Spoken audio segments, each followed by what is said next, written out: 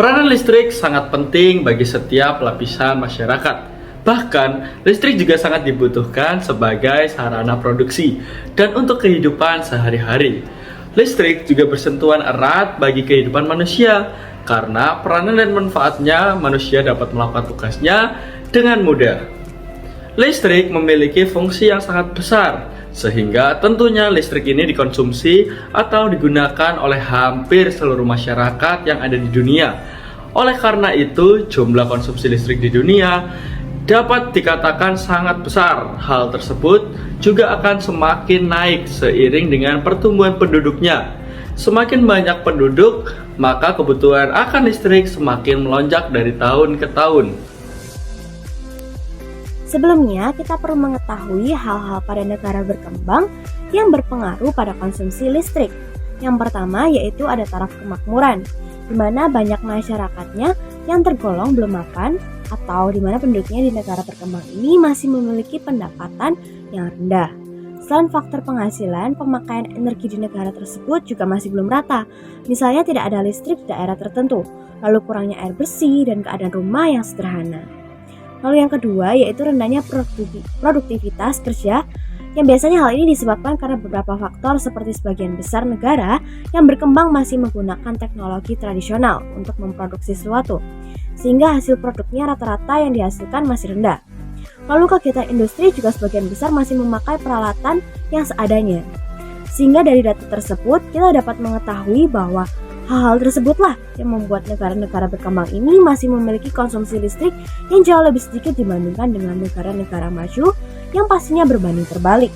Sehingga berikut merupakan perbandingan data statistik kelistrikan antara negara maju dan negara berkembang yang diwakili oleh negara Cina sebagai negara maju dan Indonesia sebagai negara berkembang. Jadi di sini itu kami presentasi mengenai data statistik tentang konsumsi energi listrik antara negara Cina dan negara Indonesia. Dan bila kita lihat ke bawahnya itu ada tahunnya.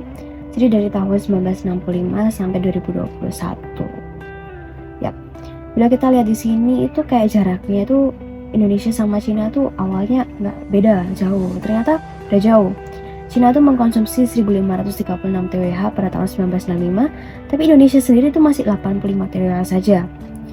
Lalu bila kita melihat ke depannya itu, ternyata Cina itu memiliki peningkatan jauh lebih tinggi konsumsi listriknya dibanding Indonesia. Tapi bukan berarti Indonesia ini tidak mengkonsumsinya tuh nggak meningkat. Meningkat tapi jauh lebih meningkat si Cina ini. Sehingga pada tahun 2021 Cina ini mengkonsumsi 43.791 TWh. Sedangkan untuk Indonesia sendiri masih 2.308 TWh. Lalu bila kita bandingkan, di sini kita bisa lihat tabelnya. Untuk negara Cina sendiri pada tahun 1965 kan seperti tadi kan kita diketahui 1.536 TWh dan 2021-nya itu 43.791 TWh. Jadi untuk perubahan dari absolutnya itu ada pertambahannya itu 42.255 TWh.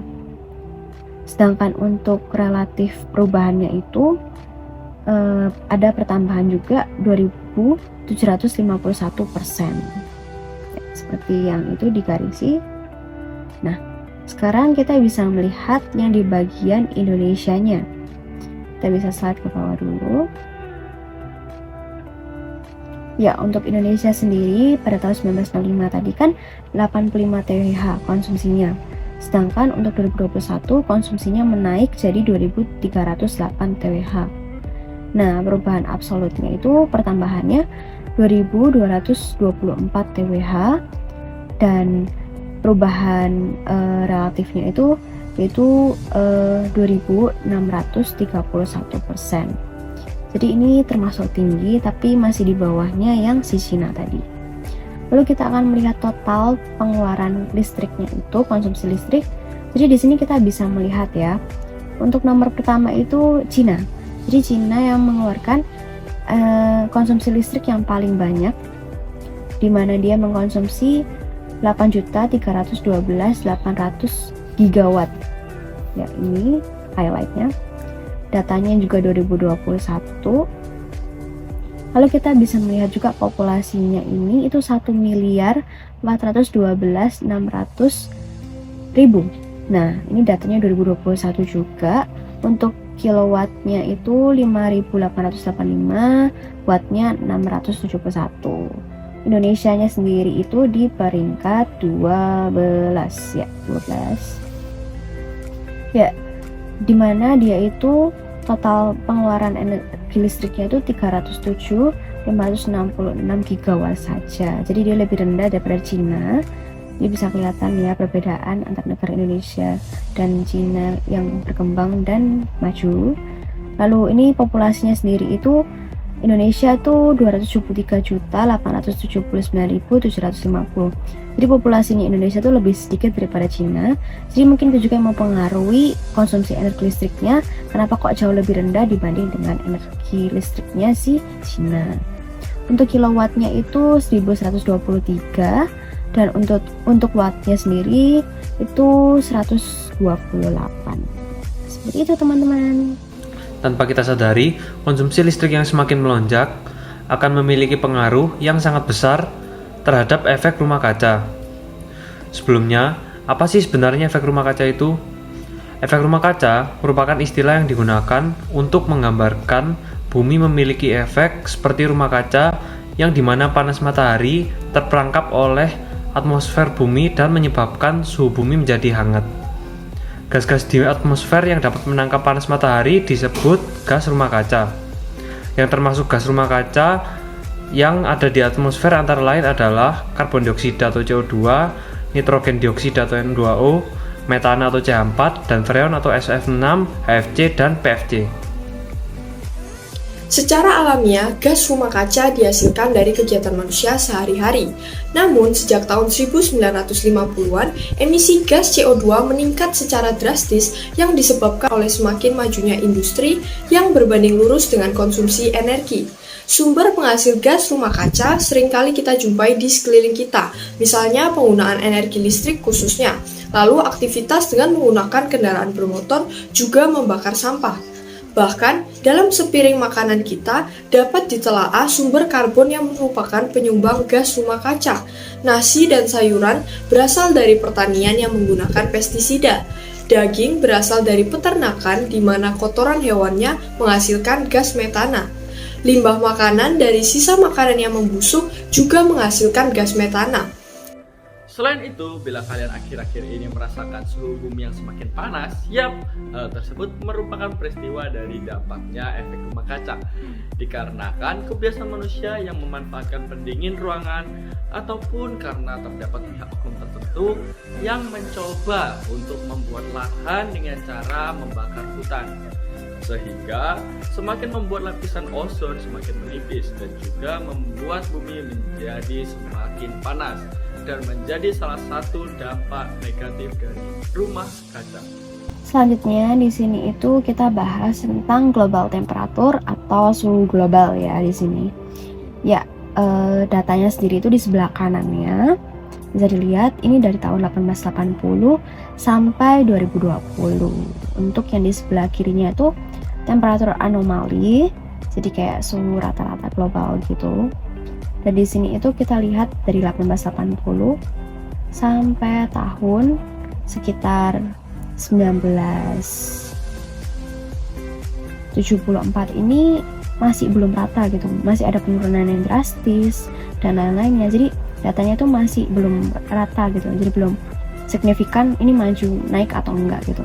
Sedangkan pada tahun semenjak 1978 ini dia tuh semakin menaik walaupun ada sedikit penurunan tapi tidak signifikan gitu, dan semakin kelihatan gitu, semakin tahun akan semakin panas gitu.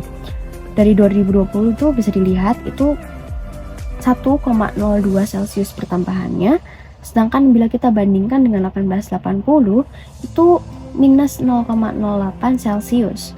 Jadi kelihatan banget ini perbedaannya jauh dari tahun ke tahun, itu ada peningkatan juga. Nah, peningkatan ini itu sangat berpengaruh pada kondisi dari bumi ini. Kita mungkin bisa lihat ke bawah. Di bawahnya ini itu, nah ini bumi kita. Kalau misalnya suhu kita tuh semakin naik per tahunnya itu karena efek rumah kaca, maka suhu yang kita rasakan itu juga semakin tinggi. Dan bila kita ngerasa semakin panas, maka kesejahteraan di bumi itu juga akan terpengaruhi. Efek rumah kaca sejatinya dibutuhkan untuk menjaga suhu bumi, supaya perbedaan suhu antara siang dan malam tidak terlalu besar. Namun, efek rumah kaca yang berlebihan akan menyebabkan pemanasan global, di mana suhu di bumi akan naik secara signifikan yang ditandai dengan hal-hal, antara lain mencairnya es di kutub, rusaknya ekosistem, naiknya ketinggian permukaan air laut, dan perubahan iklim yang ekstrim. Berikut merupakan penjelasannya. Perubahan iklim yang ekstrim.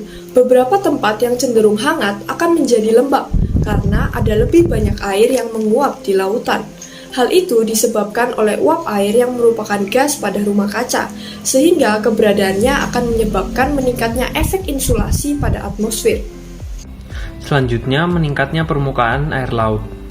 Salah satu dampak atau akibat dari pemanasan global atau efek rumah kaca ini adalah meningkatnya permukaan air laut. Bahkan, lapisan es di benua Arktik akan berkurang sebanyak 2,7% per dekade.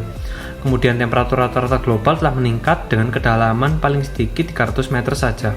Lalu yang terakhir adalah meningkatnya suhu global. Pemanasan yang terjadi pada sistem iklim bumi menjadi hal yang paling terasa, seiring dengan banyaknya bukti mengenai pengamatan kenaikan temperatur udara dan laut, serta pencairan salju dan juga es di berbagai tempat di dunia. Lalu sebenarnya dapat dikatakan pemanasan global itu berhasil berapa sih? Jadi perlu kita ketahui bahwa bagian-bagian dari bumi ini itu memiliki rata-rata suhu yang berbeda-beda yang dipengaruhi oleh letak astronomis yang berkaitan erat dengan garis lintang. Garis lintang ini adalah garis radial yang membagi posisi bumi terhadap garis khatulistiwa atau garis tengah dalam posisi horizontal. Garis lintang inilah yang berpengaruh pada iklim tiap lokasi di bumi. Oleh sebab itulah perbedaan posisi garis lintang suatu negara akan menentukan iklim dari negara tersebut, dan ini juga akan menentukan rata-rata suhu dari negara tersebut berapa. Misalnya Indonesia yang beriklim tropis memiliki suhu rata-rata BPM ini 26,6 derajat Celcius pada tahun 1981 dan sampai 2010, dan sebesar 27 derajat Celcius pada tahun 2021. Sedangkan Cina ini memiliki rata-rata suhu yang bervariasi dari 10 derajat sampai 15 derajat. Nah, dari situ kita tahu nih bahwa terjadi pemanasan global itu yang tidak parah ini ketika terjadi peningkatan suhu di atas tataran nasional secara signifikan. Beberapa hal yang dapat kita lakukan untuk mengurangi efek rumah kaca, antara lain efisiensi penggunaan energi listrik dengan ganti lampu biasa dengan lampu LED, nyalakan lampu seperlunya, cabut kabel dari stop kontak saat tidak digunakan, atur pemakaian alat elektronik yang membutuhkan daya listrik besar, jangan membiarkan alat elektronik menyala ketika tidak digunakan, atur ventilasi udara agar sirkulasi udara lebih baik. Jangan sering-sering menghidupkan dan mematikan AC. Tidak memasukkan makanan panas ke dalam kulkas. Hindari kulkas dalam keadaan terlalu penuh atau kosong. Tanpa kita sadari, konsumsi listrik yang semakin melonjak akan memiliki pengaruh yang sangat besar terhadap efek rumah kaca. Sebelumnya, apa sih sebenarnya efek rumah kaca itu? Efek rumah kaca merupakan istilah yang digunakan untuk menggambarkan bumi memiliki efek seperti rumah kaca yang dimana panas matahari terperangkap oleh atmosfer bumi dan menyebabkan suhu bumi menjadi hangat. Gas-gas di atmosfer yang dapat menangkap panas matahari disebut gas rumah kaca. Yang termasuk gas rumah kaca yang ada di atmosfer antara lain adalah karbon dioksida atau CO2, nitrogen dioksida atau N2O, metana atau CH4, dan freon atau SO6, HFC, dan PFC. Yang keempat, mengelola sampah yang dihasilkan dengan mengolah sampah menjadi kompos dan memisahkan sampah organik dan anorganik. Yang kelima, mengurangi penggunaan kertas dengan cara mencetak bolak-balik atau menggunakan kertas bekas.